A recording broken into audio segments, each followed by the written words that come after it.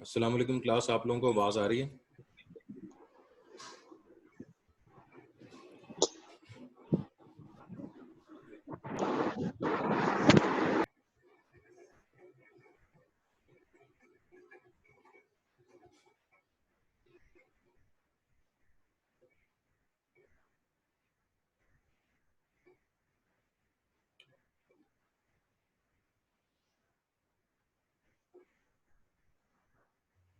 आज हम अगला लेक्चर शुरू करेंगे। ये अप्लाइड एथिक्स के अंदर जो साइबर एथिक्स की डेफिनेशंस एग्जिस्ट करती हैं या वो इस कैटेगरी में लाई करती हैं, उसके ऊपर आज हमारा डिस्कशन है।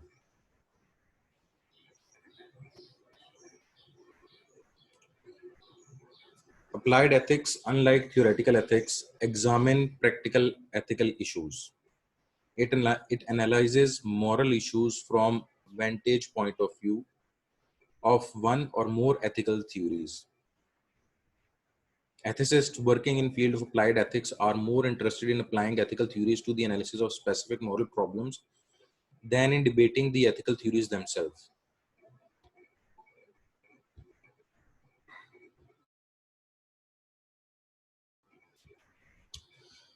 जो एथिक्स की फील्ड है, इसमें दो हमारे पास डिविजन्स हैं, एक अप्लाइड एथिक्स है और एक थियोरेटिकल एथिक्स है। जो थियोरेटिकल एथिक्स है वो डेफिनेशंस और थ्योरीज से रिलेटेड है, एप्लीकेशन से रिलेटेड नहीं है। जबकि जो अप्लाइड एथिक्स हैं वो उस एथिक्स पे कॉम्प्राइज करते हैं, यानी कि उन एथिक्स को कहा जा सकता है अप्लाइड एथिक्स जो कि प्रैक्टिकल इम्प्लीमेंटेशन से रिलेटेड है।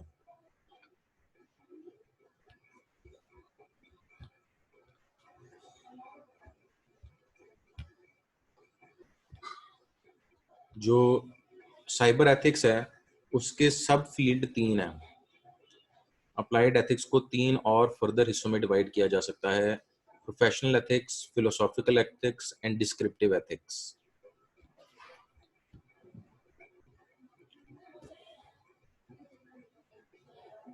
सबसे पहले आ जाता है जी professional ethics. According to this view, बल्कि पहले मैं आपको पिछली स्लाइड का क्वेश्चन बता दूं।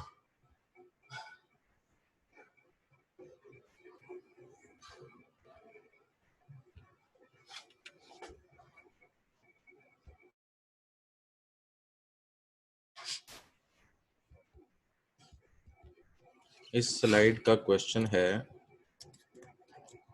What are 3 distinct perspectives of applied ethics.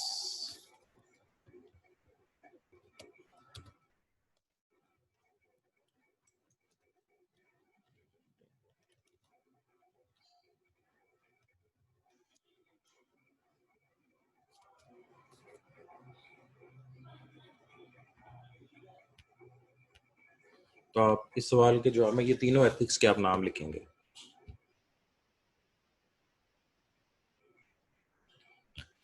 जो अप्लाइड एथिक्स, साइबर एथिक्स की जो अप्लाइड एथिक्स हैं वो तीन कैटेगरीज में डिवाइड की जा सकती हैं: प्रोफेशनल एथिक्स, फिलोसॉफिकल एथिक्स और डिस्क्रिप्टिव एथिक्स। सबसे पहले आ जाता है जी हमारे पास प्रोफेशनल एथिक्स क्या चीज है। According to this view, cyber ethics is the field that identifies and analyzes issues of ethical responsibility for computer professionals.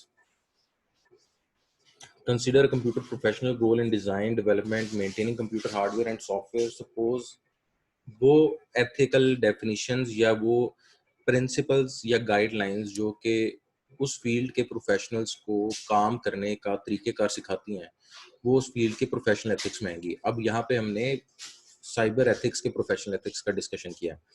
तो साइबर एथिक्स रिलाय करता है कंप्यूटिंग प्रोफेशनल्स पे और उनके स्टैंडर्ड्स के ऊपर कि वो क्या फॉलो करेंगे और किस तरह अपनी वर्किंग एनवायरनमेंट को प्रोफेशनली मेंटेन करेंगे।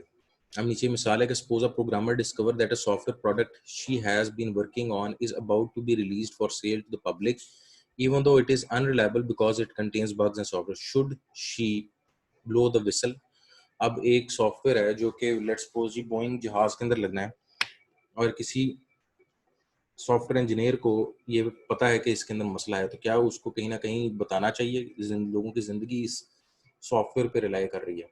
तो इस तरह के लिए इस तरह के एथिक्स इम्प्लीमेंट हुए हैं कि वो अपने इन डिपार्टमेंट भी इस इशू को रेज कर सकती है।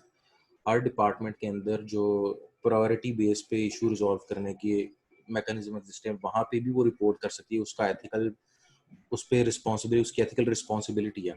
और खुदा न खास्ता अगर वहाँ पे कोई एक सिस्टम एग्जिस्ट नहीं करता, वो इतनी भी प्रोफेशनल कंपनी नहीं है कि वहाँ पे कोई सेफ गार्ड का सिस्टम एग्जिस्ट नहीं करता, तो वो लीक्स के अंदर जो जिस तरह विकीलीक्स और बाकी उसके थ्रू भी इंफॉर्मेशन लोगों तक पहुंचा सकती है। क्यों? क्योंकि एथिक्स जो है वो माशरे के अंदर एक बेहतर नज़्म निज़ाम कायम करने के लिए रिक्वायर्ड होते हैं। अच्छा, ये प्रोफेशनल एथिक्स जो है वो बेसिकली उसकी प्रैक्टिस से रिलेटेड है। जितने भी आप लोग अभी जब आप फील्ड में जाओगे, जो आप प्रैक्टिस करते हो, आप नेटवर्क्स में जाओगे, आप सीसीएनए सर्टिफिकेशन है, जो भी सर्टिफिकेशन करके आप उसकी प्रैक्टिस करोगे, आप डेवलपमेंट की प्रैक्टिस करोगे, आप टीचिंग की प्रैक्टिस करोगे, तो आपके पास ये एथिकल स्टैंडर्ड्स मौजूद हैं और आपको इनको फॉलो करना है, तभी आप कंप्यूटिंग प्रोफेशनल्स कहलाओगे। अच्छा जी, Don Gotterbarn 1991 argues that all genuine computer ethic issues are professional ethic issues. Computer ethics for Gotterbarn is like medical ethics and legal ethics, which are tied to issues involving specific profession. He notes that computer ethics issues aren't about technology. That is, for example, we don't have automobile ethics, airplane ethics, etc. जो क्योंकि ये slides आपकी एक book से drive की गई हैं, इस वजह से यहाँ पे ये हिस्ट्री का एक पर्सपेक्टिव है कि जो गॉटर बार्न था उसने ये एथिक्स को डिफाइन करने की कोशिश की और उसने उसको कंपेयर किया बाकी एग्जिस्टिंग एथिक्स के साथ जो कि और फील्ड में एग्जिस्ट करते थे, जिस तरह मेडिकल एथिक्स, लीगल एथिक्स, फिर ऑटोमोबाइल एथिक्स, ये मुख्तलिफ एथिकल स्टैंडर्ड्स के साथ कंपेयर करने की कोशिश की। अच्छा जी, क्रिटिसिज्म ऑफ प्रोफेशनल एथिक्स, जो फिर इस पे क्रिटिसिज्म क्या हुआ जी, Gotterbarn model of computer science ethics seems too narrow for cyber ethics. Cyber ethics issue after not only computer cyber ethics issues affect not only computer professionals, they affect everyone. Before the widespread use of internet, Gotterbarn professional ethics model may have been adequate. तो ये क्योंकि हमने पहली की slide में ये discuss किया था कि जो कंप्यूटर एथिक्स और इंटरनेट एथिक्स है, नेटवर्क एथिक्स, जो साइबर एथिक्स है उससे बड़ी फील्ड है। तो जो गॉटरबार्न की डेफिनेशंस थी वो कंप्यूटर एथिक्स के ऊपर रिलाई करती थी, इस वजह से जो साइबर एथिक्स वाले हैं वो क्रिटिसाइज करते हैं इसके मॉडल को कि जी ये इनसफिशिएंट है। लेकिन coming back to the context of class, ये पेपर के लिए अहम नहीं है। पेपर के लिए जो अहम है वो ये एक शॉर्ट क्वेश्चन है कि 3 distinct perspective of applied ethics कौन कौन से हैं, तो वो आपका प्रोफेशनल एथिक्स, फिलोसॉफिकल एथिक्स और डिस्क्रिप्टिव एथिक्स है। बस इतना ही आंसर है इसका, शॉर्ट क्वेश्चन है ये।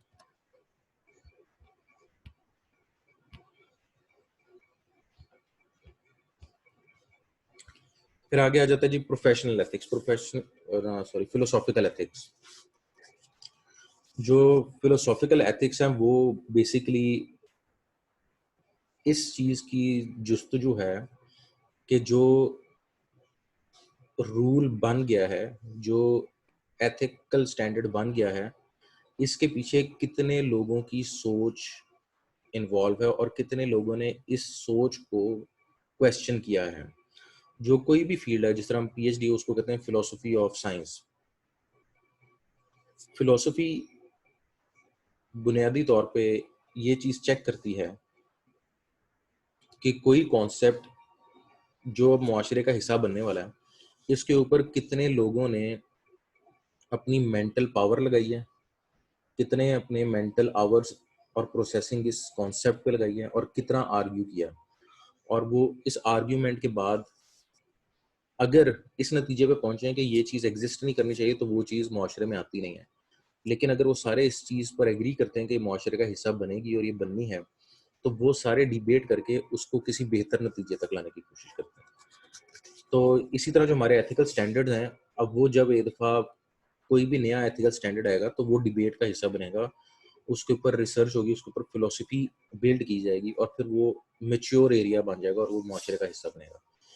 From this perspective, cyber ethics is a field of philosophical analysis and inquiry that goes beyond professional ethics. अच्छा जी, मोर ने जो डेफिनेशन दी है वो है the analysis of the nature and social impact of computer technology and the corresponding formulation of justification of policies of the ethical issues of such technology। जी, computer से related जो हमारी ज़िंदगी के अंदर एक्शंस परफॉर्म होते हैं या फिर हमारी ज़िंदगी में जो कंप्यूटर का कंट्रीब्यूशन है उससे रिलेटेड जो एथिकल लॉज हैं, उसकी फिलोसफी की डेरिवेशन है इस फिलोसॉफिकल एथिक्स के अंदर। अच्छा जी, philosophical ethical ethics perspective, Moore argues that automobile and airplane technology did not affect our social policies and norms in the same kind of fundamental way that computer technology has. Automobile and airplane technology have revolutionized transportation, resulting in our ability to travel fast, farther than what was possible in the previous era. But they did not have the same impact in our legal and moral system as cyber technology. जो जैसे जैसे transportation की technology advance हुई उसके ethics आए, लेकिन वो ethics कुछ भी नहीं होंगे जो कंप्यूटर के एथिक्स होंगे। क्यों? क्योंकि कंप्यूटर एक ऐसी चीज़ है कि आप अपने मोबाइल से कैमरे की तस्वीर खींच के अपने पास रख सकते हैं। उस तस्वीर का सही या गलत इस्तेमाल होगा और उस गलत या सही इस्तेमाल के ऊपर लोग सवाल उठाएंगे और उसके ऊपर लीगल एक्शंस परफॉर्म हो सकते हैं। तो ये इसका स्कोप बहुत बड़ा है एज कम्पेयर टू जो बाकी टेक्नोलॉजीज हैं। तो यहाँ पे फिलोसफी की रिसर्च और फिलोसफी का स्कोप बहुत ज़्यादा है एज कम्पेयर टू बाकी टेक्नोलॉजीज। अच्छा जी, philosophical ethics, standard model of applied ethics. Philip Brey ने 2000 में described the standard methodology used by philosophers in the applied ethics research and as having three stages. Identify a particular controversial practice as a moral problem, describe and analyze the problem by clarifying concepts and examining the factual data associated with the problem, apply moral theories and principles to reach a position about the particular moral issue. जो Philip है उसने एक पहले से एक philosophical methodology एक standard exist करता है बाकी एथिकल स्टैंडर्ड्स के अंदर, उसको कंप्यूटर या फिर साइबर एथिक्स की फील्ड में इम्प्लीमेंट किया, जो कि 3 स्टेज प्रोसेस है।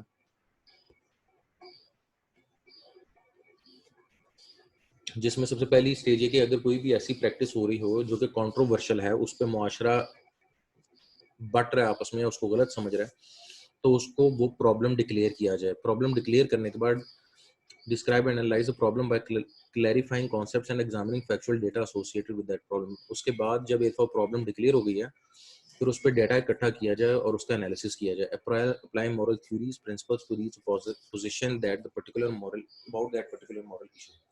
जब उस पर डाटा इकट्ठा कर लिया आपने, लोगों से डिस्कशन कर लिया, तो आप जो मुख्तलिफ थ्योरीज पहले से मौजूद हैं एथिकल स्टैंडर्ड्स की, वो अप्लाई करके इस पर्टिकुलर मॉरल इशू को एड्रेस कर सकते हैं। या तो आप ऐसा कानून बना सकते हैं कि जी अब ये नहीं होगा।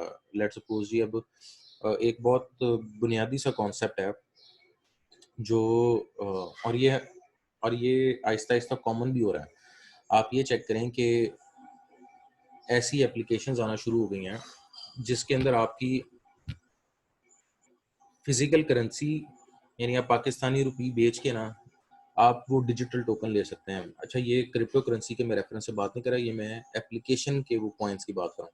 फेसबुक ने एक कॉन्सेप्ट निकाला था कि वो ना फेसबुक कॉइन बना रहा है अपने प्लेटफॉर्म के लिए, कि जो भी मोबाइल एप्लीकेशन या फेसबुक के प्लेटफॉर्म पे बनने वाली गेम्स हैं, वो उस कॉइन के जरिए आपस में आप चीज़ें खरीद सकते हैं डिजिटल, या बेच सकते हैं डिजिटल चीज़ें।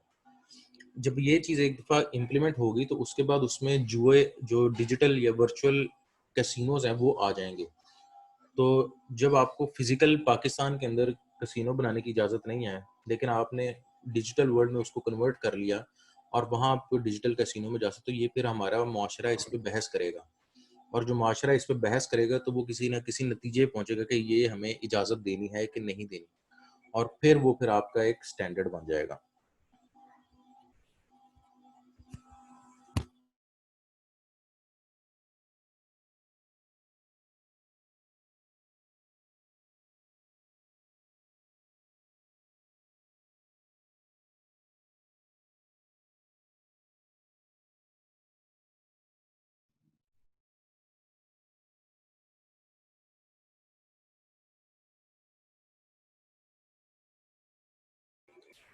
जो तीसरा हमारे पास है टाइप, वो है descriptive type, cyber ethics as a field of descriptive ethics. अच्छा, अब इससे पहले कि मैं इसको एक्सप्लेन करूं, मैं एक बुनियादी फ़र्क बता देता हूं कि डिस्क्रिप्टिव में और बाकी में फ़र्क क्या है। जो हमने ऊपर दो एथिक्स पढ़े, प्रोफेशनल एथिक्स और फिलोसॉफिकल एथिक्स, वो नॉर्मेटिव एथिक्स थे, और डिस्क्रिप्टिव एथिक्स अब हम पढ़ने लगे। नॉर्मेटिव एथिक्स ये होते हैं कि जो आप उधर चीज़ बनाएंगे, जो नॉर्मेटिव एथिक्स यानी फिलोसॉफिकल और प्रोफेशनल एथिक्स में जो एथिकल डेफिनेशंस बनाई जाएंगी वो जेनेरिक होंगी। जेनेरिक मतलब ये कि वो ये होगा कि किसी शख्स को किसी कंप्यूटर का डाटा उसके इजाज़त उस शख्स की उसके ओनर की इजाज़त के बगैर नहीं लेना चाहिए। अब ये मैंने जेनेरिक बना दिया। अब कोई भी शख्स, चाहे वो ही हो चाहे शी हो, चाहे बच्चा हो चाहे बड़ा हो, उसको किसी और के डाटा को चोरी नहीं करना। ये एक एथिकल लॉ बन गया। ये एथिकल मैंने डेफिनेशन प्रपोज कर दी। जो डिस्क्रिप्टिव एथिक्स है वो ये है कि क्या इसको ये करना चाहिए, क्या इसको ये नहीं करना चाहिए और इसके पीछे जस्टिफिकेशन क्या है। इसको मैं इस सेंटेंस से भी आपको एक्सप्लेन करना चाहूँगा कि normative ethics claim normative ethical claims are claims about what is right और रॉन्ग। वो जेनेरिक डेफिनेशन है कि ये क्या सही और क्या गलत है। It is wrong to torment the cat. लेकिन ये मैंने मिसाल दी है कि जी, मिसाल आप वही ले लें कि किसी की इजाज़त के बगैर उसका डाटा नहीं लेना चाहिए। लेकिन डिस्क्रिप्टिव एथिक्स के सिनेरियो में क्या होगा? Descriptive ethical claims are claims about what people believe to be right और रॉन्ग। लोग क्या सही समझते हैं जी। मिसाल के तौर पे, it is right for IT support administrator to take the data from any computer, या फिर it is right for national security employ to take the data from any computer. अब जेनेरिक डेफिनेशन क्या है कि किसी की इजाज़त के बगैर डाटा नहीं लेना।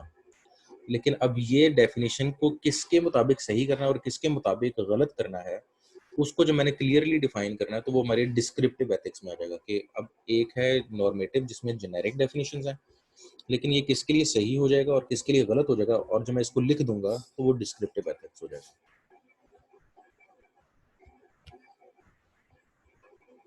The professional and philosophical perspective both illustrate normative. The professional and philosophical perspective both illustrate normative inquiries into applied ethical issues. Normative inquiries or studies are contrasted with descriptive studies. Descriptive studies investigate, report about what is the case. Normative inquiries evaluate situation from the vantage point of view, what ought to be the case.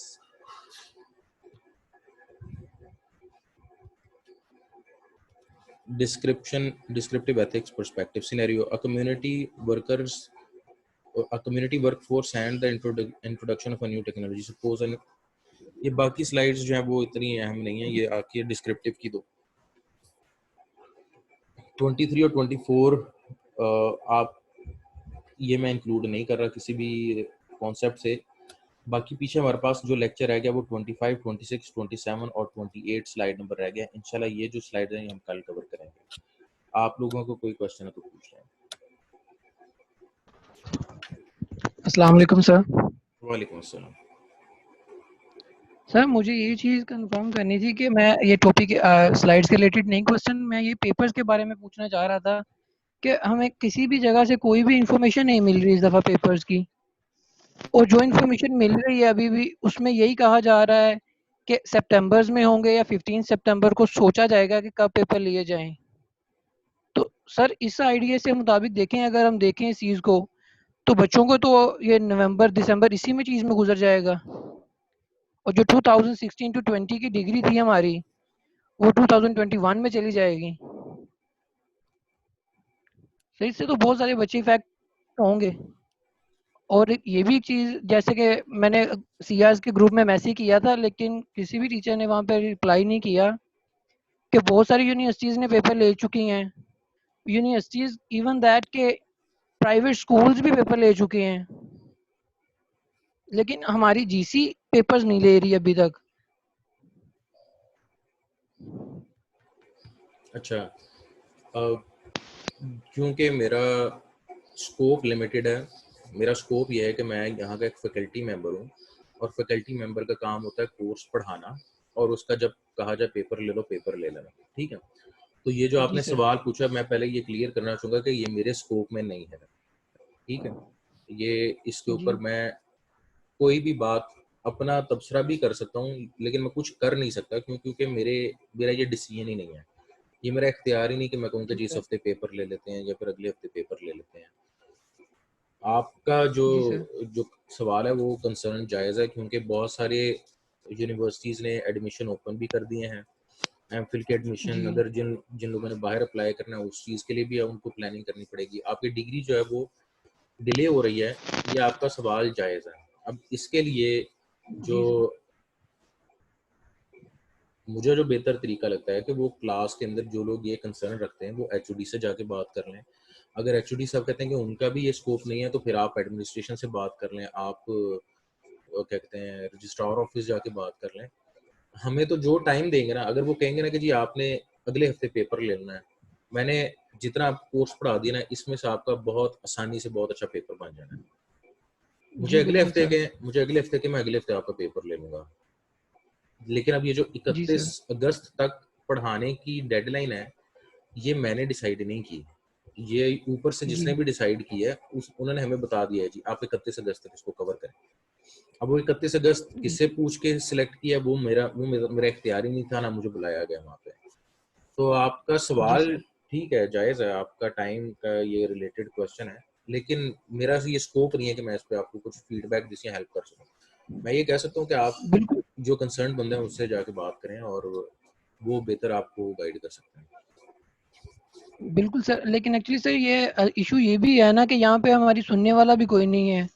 हम सिर्फ़ यही कि अपने teacher से बात कर रहे हैं कि वो ही हमारी बात आगे तक कन्वर्ट कर सकें। नहीं, क्योंकि आप टीचर कभी बता भी नहीं देख सकते करता। हैं कि नहीं, मैं आपको एक बड़ी अहम बताऊँ, टीचर जो आपकी यूनिवर्सिटीज़ की सोसाइटीज़, आपने अगर देखना ना जी कि सर। स्टूडेंट के पास पावर क्या है, तो आप ज़रा लॉ के स्टूडेंट्स को जाके देखें।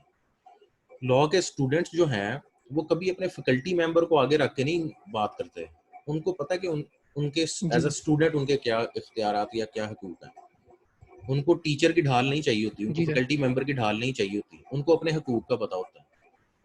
तो आपके हकूक़ हैं, आपके राइट हैं, आपका अगर लगता है कि जी आपका टाइम ज़ाया हो रहा है, तो ये आपका इख्तियार है कि आप सवाल कर सकते हैं। ये आपका हक है, सवाल पूछना आपका हक है। लेकिन आप पूछ जिससे रहे ना वो गलत जी सर। बंदे से पूछ रहे हैं। मैं तो एक फैकल्टी मेंबर हूँ, मेरा तो स्कोप लिमिटेड है, मैंने सिर्फ़ पढ़ाना है और मुझे जब कहा जाएगा मैंने पेपर ले लेना है। तो आपको आपके हकूक़ का पता होना जी सर। चाहिए। ये आप लोगों की कमज़ोरी है कि आप हमें अपनी ढाल बनाना चाह रहे हैं कि टीचर के थ्रू आप आगे सवाल पहुँचाएँगे, नहीं। आपको अपने जब हकूक़ का जी पता सर। होगा तो आप हमें अपनी ढाल नहीं बनाओगे। ठीक हो गया sir. Thank you so much sir.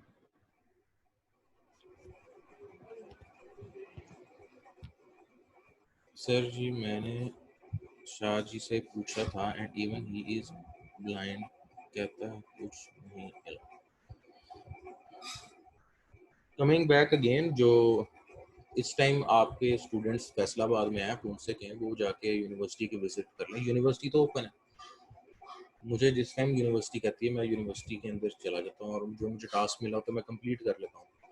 तो ये यूनिवर्सिटी क्या कहते हैं इस टाइम ओपन है, जो काम चल रहे हैं। ये अलहदा बात है कि ये जो जो हुकूमत है उसने कहा कि 15 सितंबर तक क्लासेस नहीं लेनी, यानी बच्चों को इकट्ठा नहीं करना। ये हम पे पाबंदी है कि हम आप लोगों को क्लासरूम में इकट्ठा नहीं कर सकते। लेकिन अगर किसी को इन्फॉर्मेशन चाहिए वो अपने क्लास वालों को कह दे कि ज़रा शाजी से जाके इन्फॉर्मेशन ले ले। शाजी आता है, शाजी कहते नहीं पता, वो शाजी कहते हैं जी आप रजिस्ट्रार ऑफिस से पता करें, तो वो भी ओपन है, वहाँ से पता कर लें। डिपार्टमेंट और जो यूनिवर्सिटी के अंदर बाकी ऑफिस हैं वो बंद नहीं है, वो बंद हो भी नहीं सकते। चलें स्टूडेंट, अब मैं सेशन एंड करता हूँ। उम्मीद करता हूँ आप और आपके घर वाले सब खैरियत से होंगे। अगर खुदा ना खास्ता किसी पे मुश्किल वक्त है तो अल्लाह पाक उस मुश्किल वक्त को आसान करे। मुझे और बाकी क्लास वालों को और अपने रिश्तेदारों को दुआओं में ज़रूर याद रखें, और जो मोमिन है वो नाउमीद नहीं होता। ओके स्टूडेंट्स, अल्लाह हाफिज़।